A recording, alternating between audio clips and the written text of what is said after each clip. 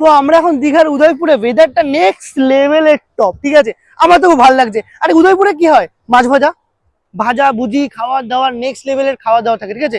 আর এবারে আমাদের বেলঘড়িতে শুরু হতে চলছে বাহারে ফুড ফেস্টিভ্যাল।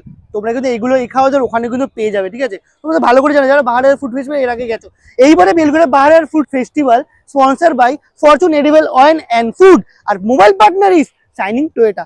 ইয়েস, সত্যি কথা বলতে আমার তো খুব ভালো লাগছে। আমাদের বেলঘড়িতে আবার বাহারের ফুড ফেস্টিভ্যাল হচ্ছে, প্রথমবার ধামাকাদার হয়েছে, এবার নেক্সট বারটা আরো ধামাকাদার করার জন্য এইবারে বাহারের ফুড ফেস্টিভ্যাল নিয়ে এসছে আমাদের জন্য একটা নেক্সট লেভেলের একটা স্টল। যে স্টলের মধ্যে থাকবে হলে গিয়ে ভাইরাল কিছু কিছু ফুড স্টল, যাদেরকে তোমরা এক চান্সে চিনে যাবে, ঠিক আছে।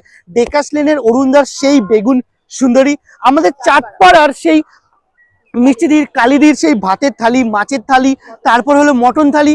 ও ভাই, মটন থালি শুনে আমার মুখে এখন জল চলে এসছে। আর আমেরিকা ফেরত থাকছে হলো গিয়ে